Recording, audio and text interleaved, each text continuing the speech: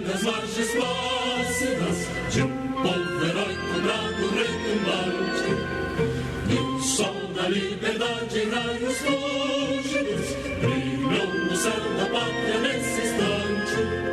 Se empenhou nessa igualdade, conseguimos conquistar com braço forte.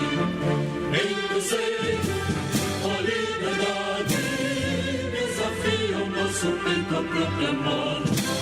A pátria amada, idolatrada, salve, salve. Brasil, um sonho imenso, raio vívido de amor e de esperança, terra desce. Se teu formoso céu risonho e límpido, a imagem do cruzeiro resplandece.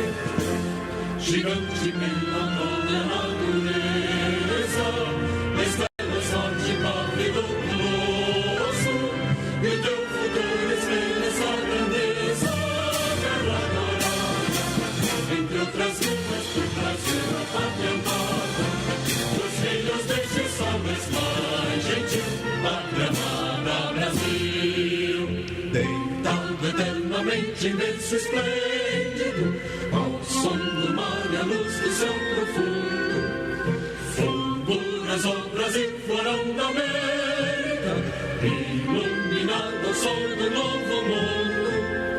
Do que a terra mais árida, teus risonhos lindos campos têm mais flores, nossos bosques têm mais vida, nossa vida no teu seio mais amor.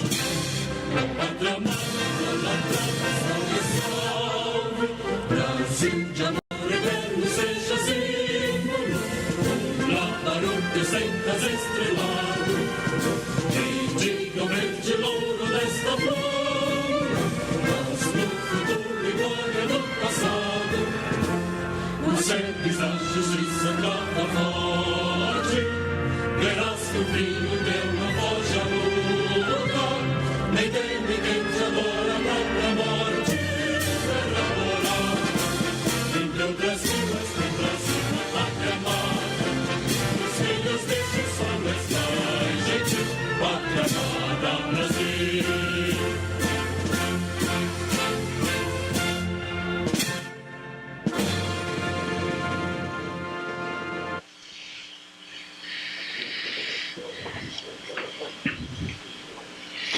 Para uso da palavra, o senhor Luiz Henrique Mandetta.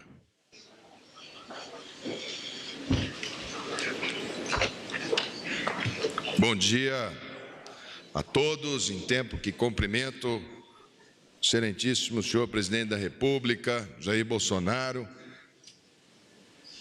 de quem recebi neste mesmo palácio a incumbência de dirigir o Ministério da Saúde até a data de hoje. A senhora Michele Bolsonaro, primeira-dama do Brasil. Ao excelentíssimo senhor vice-presidente da República, Hamilton Mourão. Ao ministro de Estado-chefe da Casa Civil, Walter Souza Braga Neto. Ao Nelson, meu colega, que irá me substituir, a quem desejo toda sabedoria para conduzir esse nosso país. É normal e praxe nessas reuniões nós cumprimentarmos todos os ministros ao cumprimentarmos o ministro-chefe da Casa Civil. Mas eu peço licença para cumprimentar cada um dos ministros com os quais tive a honra de trabalhar numa equipe maravilhosa. Cumprimento ao ministro Sérgio Moro, ao ministro da Defesa, General Fernando, ao ministro Ernesto, das Relações Exteriores, ao ministro Paulo Guedes, da Economia, ao ministro Tarcísio, da Infraestrutura, a minha conterrânea, amiga de família, Tereza Cristina, da Agricultura, ao ministro Weintraub, da Educação, ao ministro Onix, da Cidadania, ao ministro Jorge Ramos, ao nosso decano, general Heleno, muito obrigado tempo que lhe cumprimento, estendo esse cumprimento a todos aqueles que compõem essa equipe maravilhosa, ao ministro André, da AGU, ao nosso presidente do Banco Central, Roberto, orgulho de trabalhar com Roberto Campos Neto, nosso querido Roberto Campos, ministro Ramos, ao senador Flávio, em seu nome, senador, cumprimentar todo o Senado da República, transmita a todos os senadores meus cumprimentos, meu agradecimento, ao deputado Eduardo Bolsonaro, em seu nome, cumprimento todo o Legislativo, transmita a todo o Legislativo o meu respeito, vejo parlamentares aqui presentes, ao Rogério Marinho, os ministros da Infraestrutura, muito obrigado, Wagner do Rosário, da AGU, ministro Marcos Pontes, muito obrigado pela parceria sempre firme da Ciência e Tecnologia, ministro Bento, muito obrigado pelos conselhos, muito obrigado pelas orientações, enfim, por tudo que fizemos juntos nesse intervalo de tempo. Não se pode resumir em palavras determinados momentos, mas eu vou procurar pelo menos colocar alguns pontos que são muito importantes principalmente para o Nelson, ministro que agora me substitui. Nós encontramos um sistema de saúde extremamente complexo, uma proposta constitucional, uma máxima constitucional pétrea, em que nós temos o desafio geracional de construir um sistema universal, um sistema igualitário, porque busca a equidade e busca a integralidade. São desafios para uma geração de brasileiros que foram plantados na Carta Magna de 1988. Para darmos a nossa colaboração, num momento em que é necessário que o país faça ajuste fiscal, não existe saúde sem economia, em que nós trabalhamos no ano de 2019 nos fundamentos. Encontramos um país perdendo o certificado de área livre de sarampo, porque perdeu um histórico de bons índices de vacinação do Programa Nacional de Imunização. Encontramos um país que não tinha um diálogo com a atenção primária e criamos pela primeira vez nesses 31 anos de SUS a Secretaria Nacional de Atenção Primária e demos os 6 passos de reestruturação do sistema: a criação da secretaria, a ampliação do horário noturno para o Saúde na Hora. O próximo passo foi o Médicos pelo Brasil, uma primeira proposta que mistura tanto uma proposta de trabalho com vínculo qualificado, mas com métrica de desempenho, para que o bom profissional seja reconhecido e valorizado. Fizemos na sequência o novo financiamento da atenção primária, também por metas e métrica. Pela primeira vez o país vai medir o que faz em saúde. Se saúde é investimento, todo investimento precisa ser medido para saber do seu retorno à sociedade. O novo financiamento da atenção primária, ele traz o desafio de incluir no Programa de Saúde da Família 55 milhões de brasileiros, dos mais vulneráveis, dos mais frágeis, esses que hoje a gente procura abordar dentro das favelas, dentro das comunidades, que infelizmente, por erros de má condução do programa, ficaram à margem desse programa anos a fio. Lançamos o programa que vai ser a pauta do século XXI. Ele precisa ser ampliado. Ou o Brasil investe pesadamente em genética, no programa Genômica Brasil, que foi lançado quando ele estava lá em Londres, quando trouxe o Nelson, que estava lá fazendo sua pós-graduação, o coloquei na nossa comitiva para que visitasse, interagisse com o sistema de saúde inglês, onde nós buscávamos essa parceria com a Inglaterra, Israel e Estados Unidos. É o nosso tripé de construção de uma política de genética, a reposição do país nos grandes fóruns, a reposição internacional do SUS, do Brasil, como um país que tem o que dizer para o mundo em termos de saúde, nos levou a inúmeros fóruns, a coordenação mundial de programas de tuberculose e, pela primeira vez, um ministro de Estado de um sistema público de saúde foi convidado para o Fórum Econômico de Davos. Até eu fiquei impressionado porque chamariam, num fórum tão típico da iniciativa privada, chamarem um ministro de Estado de um país com um sistema público. Mas é fruto do debate que se trava no G20, aonde acesso universal e cobertura universal se tornou o compromisso do G20, onde nós tivemos lá no Japão. O ministro Paulo Guedes não pôde estar presente, teve o Guaranis, onde nós fizemos esse debate de como implantar no mundo um sistema de saúde.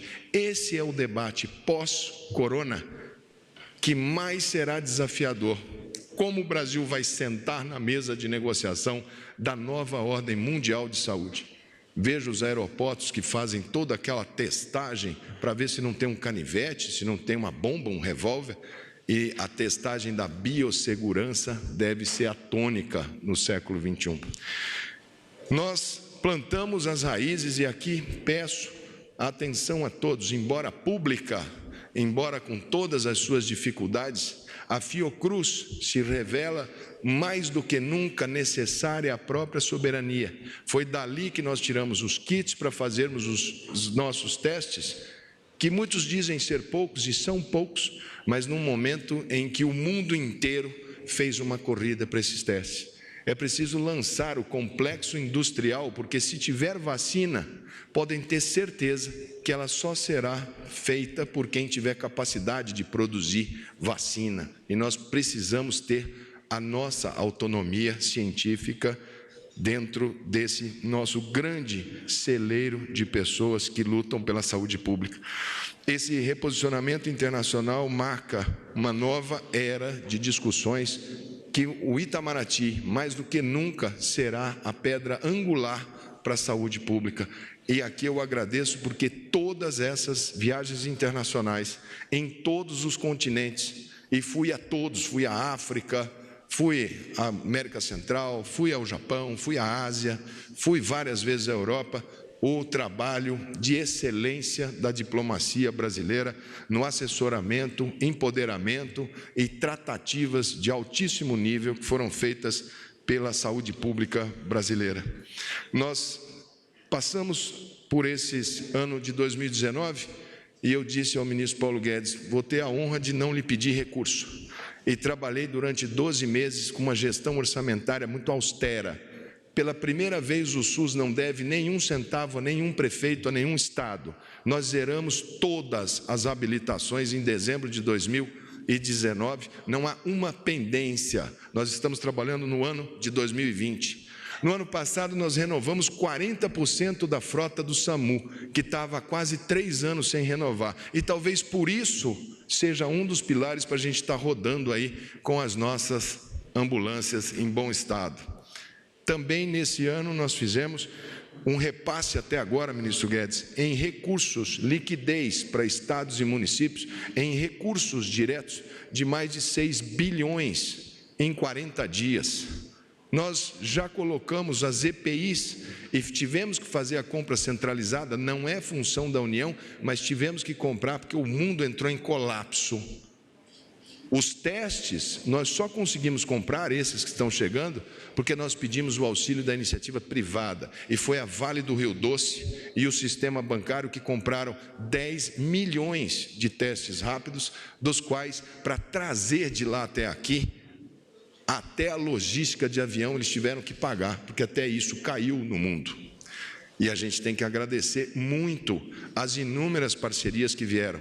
Hoje, fruto de nós termos aberto os ventiladores, quebrado as regras, engenharia reversa, capitalizado pequenas empresas para fazer 15 mil respiradores dentro do Brasil, hoje eles entregaram os primeiros 180 que já vão para dentro do sistema.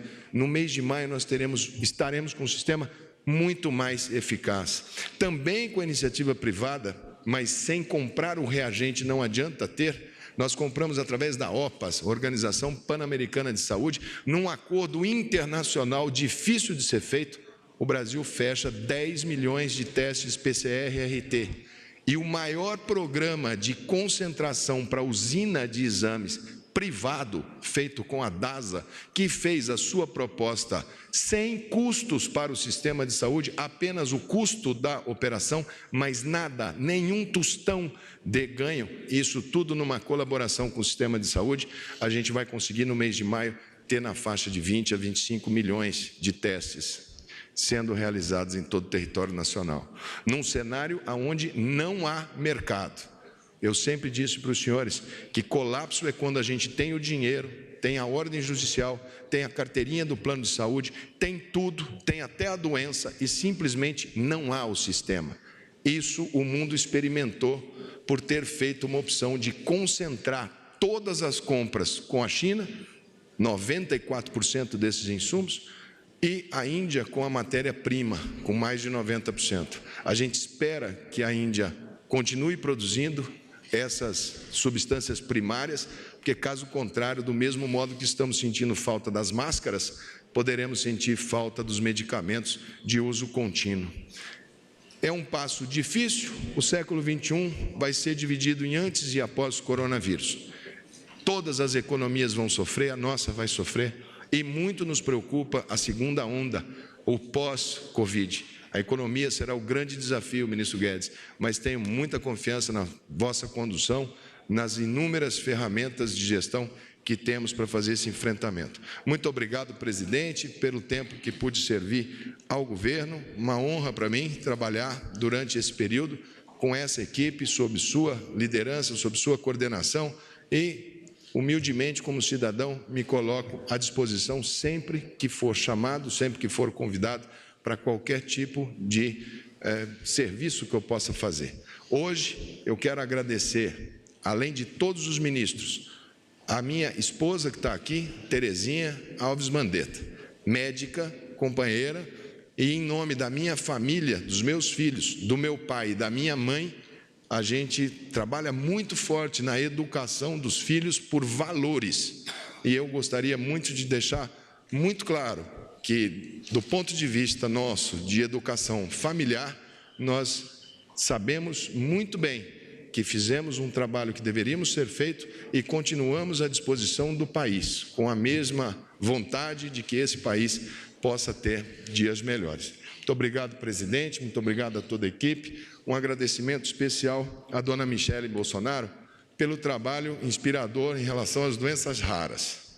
Vai aqui também para todos vocês um testemunho de tentativa desse país de dar um pouco de carinho, um pouco de dignidade para essas crianças, para esses pacientinhos, tanto da epidermólise bolhosa, que ganhou nossa primeira redação, como das crianças com atrofia medular espinhal, que trabalham hoje, que temos hoje, pelo menos um passo inicial na busca de um melhor equilíbrio do sistema. Muito obrigado em nome de todas essas crianças, senhora dona Michele Bolsonaro. E muito obrigado a todos os ministros e um agradecimento especial ao senhor presidente da República, Jair Bolsonaro. Obrigado.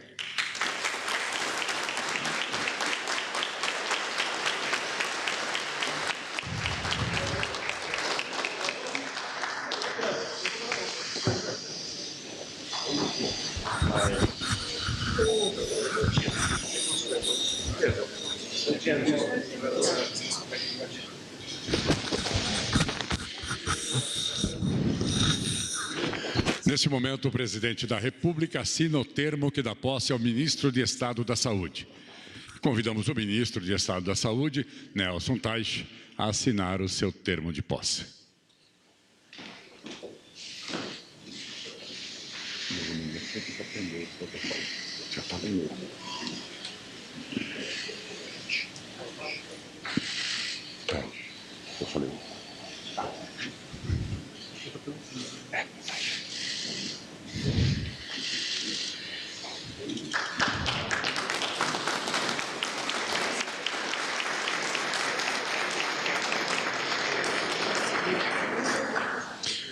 Ouviremos agora as palavras do ministro de Estado da Saúde, Nelson Teich.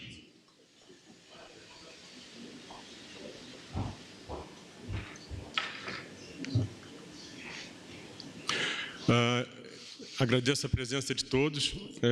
Inicio cumprimentando o excelentíssimo senhor presidente da República, Jair Bolsonaro, a senhora Michele Bolsonaro, a primeira-dama do país, o excelentíssimo senhor, o vice-presidente da República, Hamilton Mourão, o ministro do Estado, chefe da Casa Civil, Walter Souza Braga Neto, em nome do qual cumprimento os outros ministros presentes. Obrigado.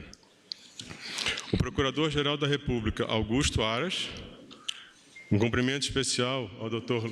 Luiz Henrique Mandetta, senhoras e senhores e autoridades presentes. Bom, hoje eu recebo certamente o maior desafio da minha vida profissional. Isso é inegável, né? Ter oportunidade de compor o governo federal num momento tão difícil como esse para a sociedade, para o mundo, e ter a oportunidade de ajudar as pessoas desse país, isso é uma oportunidade única. Então, eu agradeço muito a oportunidade de ter sido colocado nessa posição, nesse momento. Minha formação básica é médica, eu sou médico, eu fiz a parte clínica médica, médico de família, depois eu fiz oncologia, trabalhei em cidade pequena, trabalhei em hospitais de oncologia, então eu vivi durante muito tempo a interação médica. Como clínico, como oncologista principalmente, você convive muito. As pessoas são muito próximas de você, as pessoas que você cuida, numa cidade pequena ou num paciente que tem câncer, que é uma doença bem difícil de conviver com. E isso é uma coisa que moldou o meu lado humano. E hoje eu tenho o foco, eu tenho colocado isso, o foco que a gente tem aqui, em tudo que a gente vai fazer, é nas pessoas.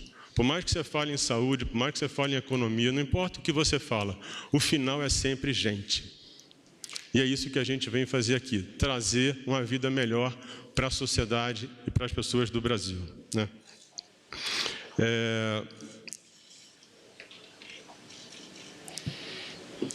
Outra coisa que eu tenho colocado é a importância da informação. Uma das características dessa doença que a gente vive hoje, que é a Covid-19, é a pobreza de informação sobre a doença, sobre a evolução dela, sobre possíveis tratamentos. E isso aí leva a um nível de ansiedade e medo que é enorme. Então a gente vive não só um problema clínico, que é de cuidar da doença, mas é de administrar todo o comportamento de uma sociedade que hoje está com muito medo. Você anda nas ruas, quando eu vim para cá, eu vim do Rio de Janeiro, a gente passando pelo Santos Dumont, tudo deserto, gente de todo mundo com máscara. É uma coisa que parece filme, então essa é a realidade que a gente está vivendo hoje, e isso leva a muito medo. E a gente vai ter que trabalhar isso também, trazendo confiança de que a gente vai levar para as pessoas, através da informação, do conhecimento, do planejamento, o começo da construção de uma solução. É óbvio que a gente espera que isso venha muito mais rápido, se sair um medicamento, vacina demora um pouco mais, mas isso é uma opção. E uma das coisas que vai nortear a gente é essa parte da informação, capturar isso cada vez melhor, mais detalhado. Uma das coisas que é importante fazer nesse momento é juntar o que a gente tem de informação na saúde, em outros lugares, em outros ministérios, e trabalhar isso de uma forma para a gente tentar ampliar esse volume de informação, trabalhar o detalhamento dele, olhar o que está faltando e desenhar um programa para que cada dia mais a gente entenda o que está acontecendo. Porque quando você sabe o número, quando você sabe o que acontece, as soluções vêm quase que naturalmente. O problema do desconhecimento é porque você fica... as suas decisões, elas são muito mais uma coisa que você acha, você imagina, do que você realmente tem uma visão clara do que vai acontecer na frente, né?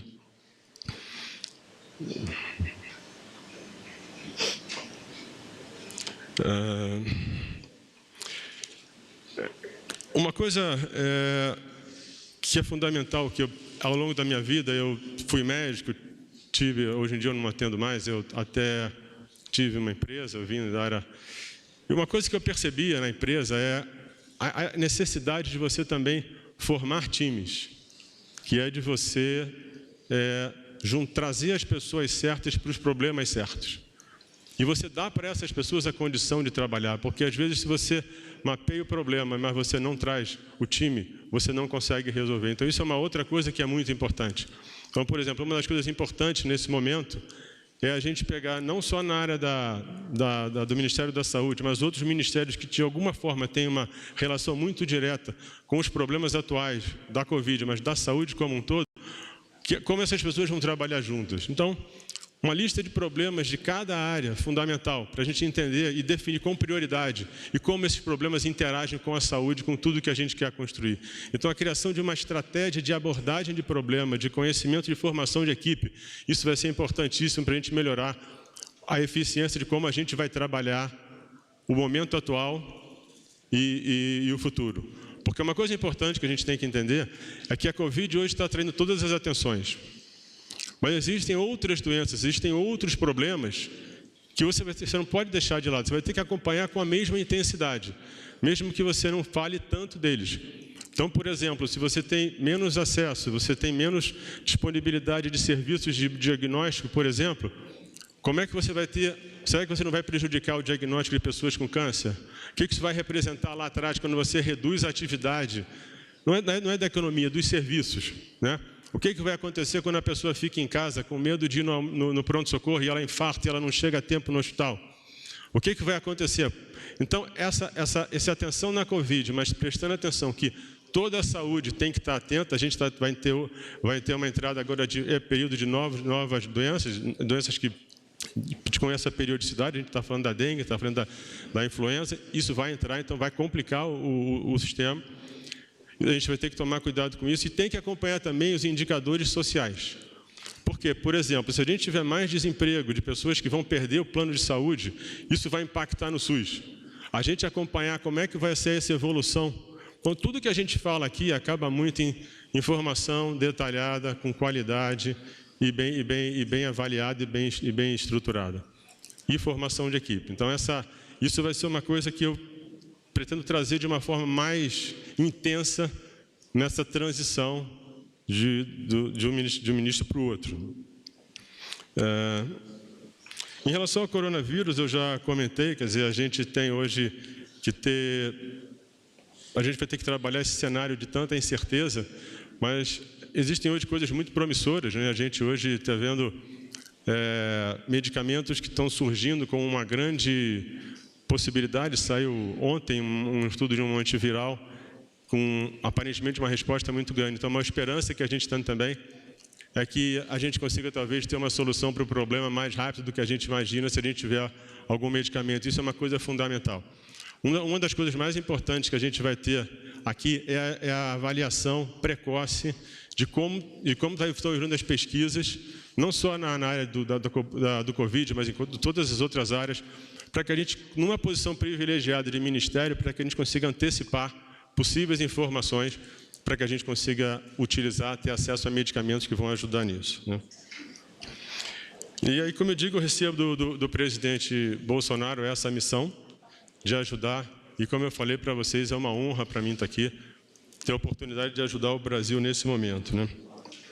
Agradeço tudo que já foi feito, né, na gestão anterior do Ministério da Saúde, e a gente vai buscar isso aqui para que a gente continue e agregue ao que já vem sendo feito. Mas a gente agradece a todo o trabalho que vem sendo feito e que foi feito pela equipe do Ministério da Saúde.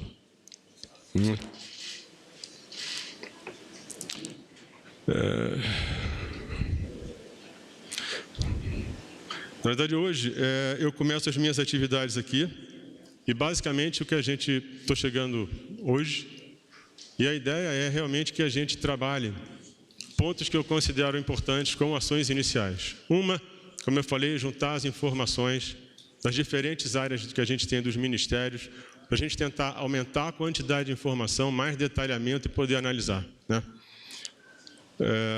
Uma outra coisa é uma maior integração entre os ministérios, para que a gente possa mapear coisas ligadas à saúde que são fundamentais. Então, como é que está a parte de logística, a parte de recurso, de equipamento, como é que isso está funcionando, para que a gente possa ter as pessoas mais capacitadas em cada área, ajudando e trabalhando junto, né? A gente não pode esquecer que, um comentário importante também, que as pessoas mais frágeis, as pessoas mais pobres, possivelmente vão ser aquelas que mais vão sofrer. Isso é natural em qualquer situação de crise, de doença, e a gente não, a atenção para essas pessoas vai ser total, né? E para finalizar, eu quero esse é um trabalho, a gente tem ações iniciais que a gente vai fazer, né? Decidir acompanhar diariamente a evolução em cada estado, município, de como está evoluindo a Covid, ou outros problemas que possam estar relacionados à saúde, e trabalhando com os estados, com os municípios, que a gente consiga ter uma agilidade na solução de problemas que vão surgir, porque, como eu falei antes, essa situação, com tanta incerteza, você não consegue planejar muito na frente. Você tem que analisar todo dia o que está acontecendo, ver o que aconteceu até ontem, fazer um diagnóstico, fazer um planejamento e executar.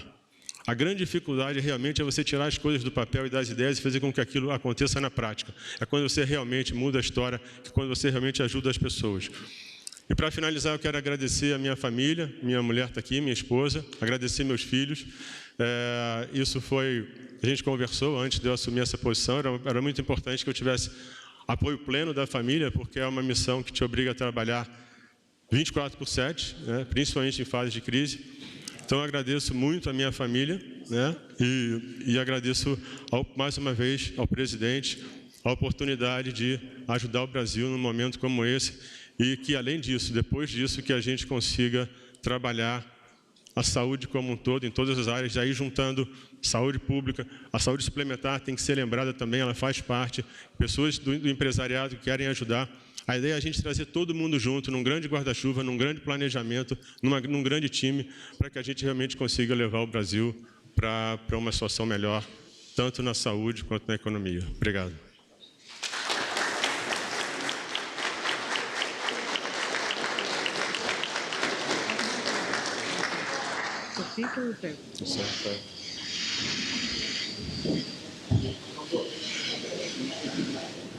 Com a palavra, o presidente da República, Jair Bolsonaro.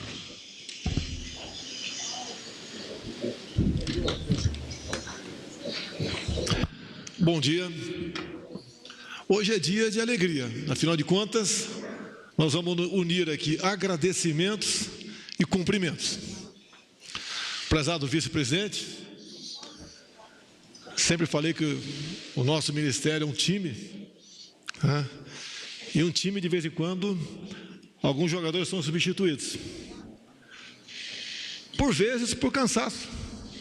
Por vezes, naquele jogo, ou a partir daquele momento, a gente precise modificar o placar.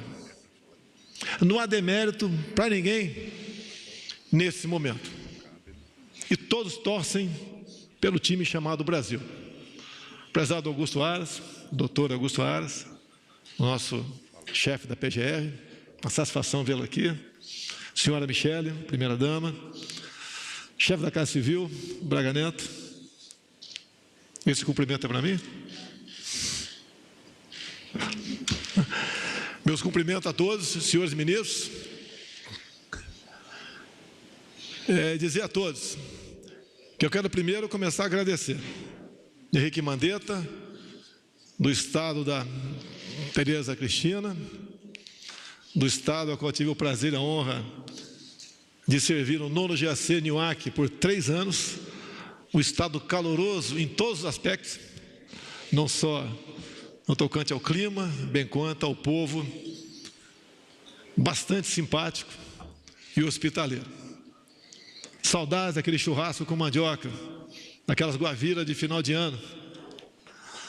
E, obviamente, esses sentimentos se misturam com o do ministro Mandetta. Tenho certeza que ele sempre está lá, não vai ter saudades. Mas marca a nossa vida. De lá eu fui para a Escola de Educação Física do Exército e segui a minha vida. O Mandetta assumiu esse time conosco em janeiro do ano passado. Tenho certeza que ele fez o que ele achava que tinha que ser feito. Que eu dei liberdade aos ministros para buscar o melhor para o Brasil por meio do seu ministério. Eu tenho certeza que ele sai com a consciência tranquila. Agora podemos perguntar, né? Por que substituir? A visão minha é um pouco diferente do ministro que está focado no seu ministério. A minha visão tem que ser mais ampla. Os riscos maiores, logicamente, são sobre minha responsabilidade. Eu tenho o dever de decidir. eu não posso me omitir. Eu tenho que buscar aquilo que, segundo o povo que acreditou em mim, deve ser feito. A visão do Mandetta, uma visão muito boa, era da saúde, da vida. A minha, além da saúde da vida, entrava o Paulo Guedes, entrava a economia, entrava o emprego. Desde o começo eu tinha uma visão, e ainda tenho, que nós devemos abrir o emprego. Porque o efeito colateral do combate ao vírus não pode ser, no meu ponto de vista, mais danoso que o próprio remédio. Eu tenho certeza que o Mandetta fez o melhor, deu o melhor de si para atingir esse objetivo. E eu agradeço, Mandetta, no fundo do coração. Aqui não tem vitoriosos nem derrotados. A história, lá na frente, vai nos julgar. E eu peço a Deus que nós dois estejamos certos lá na frente. Então, essa briga de começar a abrir para o comércio, é um risco que eu corro. Porque se agravar, vem para o meu colo. Agora, o que eu acredito que muita gente já está tendo consciência é que tem que abrir. Hoje mesmo, acreditando na imprensa brasileira, vi uma matéria que 50% dos prefeitos estão divididos no tocante à abertura. Até pouco tempo era 100% o contrário, ou 99%. Eu tenho certeza que eles sabem dessa necessidade. Como conversei com o ministro Moro agora há pouco sobre as fronteiras, eu tenho a minha opinião, que a gente vai conversar com mais ministros, começar a abrir as fronteiras. Até te pergunta, por que está fechado com o Paraguai? Isso é uma fronteira seca que não temos como fiscalizá-la. Eu acredito que quando a gente for escrever alguma coisa, é para ser cumprido. A mesma coisa no tocante ao Uruguai. Então isso a gente vai tendo informações e vai decidindo, assim como qualquer portaria restritiva tem que passar agora pelo crivo da chefia da Casa Civil, qualquer. Vocês sabem, do que depender de mim, nenhum cidadão seria preso no Brasil por causa disso. A detenção, segundo a lei, é quem porventura estivesse disseminando de forma criminosa algo que afetasse a saúde de todos. Agora, aquelas cenas de prender mulheres na praia, em praça pública, ou um cidadão também, bastante forte, né? Sendo jogado no chão, colocado algemas, eu não consigo entender isso daí. Não concordo com isso. Pena que eu não possa intervir em muita coisa, porque o Supremo decidiu que as medidas restritivas que têm que ser respeitadas são aquelas de prefeitos e governadores. Mas vamos seguir o destino. Vamos respeitar a decisão do Supremo Tribunal Federal, que, afinal de contas, estamos numa democracia. Além da independência, a harmonia entre os poderes. Mas eu repito, essas prisões, mais que ilegais, atingem a alma de cada cidadão brasileiro. Não podemos admitir isso. Não vou pregar desobediência civil, mas medidas como essa têm que ser rechaçadas por todos nós. Mandetta, mais uma vez, muito obrigado. Agora entra em cena o prezado Nelson, doutor Nelson, um oncologista, 62 anos, casado, 6 filhos. E confesso, cumprimento pela sua coragem, porque não é apenas ser ministro, né? E buscar melhorar a saúde do Brasil, que nós sabemos que não é de hoje, tem seus problemas. Agravado a isso, tem uma questão de uma pandemia. O seu trabalho é 24 horas por dia, 7 dias por semana. E, obviamente, todos nós, em especial o Mandetta aqui, torcemos pelo seu sucesso. Porque o seu sucesso poupa vidas, poupa pessoas que possa ser jogado ao desemprego, até deixo bem claro aqui também é economista, né? E poderá, no nosso entender, buscar uma alternativa para isso. junte eu e o Mandetta e divida por 2. Pode ter certeza que você vai chegar naquilo que interessa para todos nós. Nós não queremos vencer a pandemia e daí chamar o doutor Paulo Guedes para solucionar a questão, as consequências de um povo sem salário, sem dinheiro e quase sem perspectiva, em função de uma economia que a gente vê que está sofrendo sérios revés. Então, prezado Nelson, meus parabéns pela coragem e pelo tempo que você agora dedicará em buscar a solução. Com toda certeza, vai sofrer um pouco a sua família. A gente pede compreensão à sua esposa, à sua família, porque o seu trabalho, assim como foi o do Mandetta, é muito dignificante para todos nós. Parabéns, Nelson.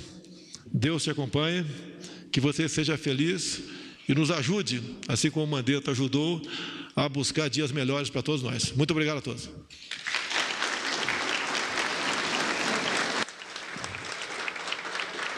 Está encerrada esta cerimônia. Os senhores ministros receberão... Tá aí, você acompanhou ao vivo do Palácio do Planalto cerimônia de posse do novo ministro da Saúde, Nelson Teich.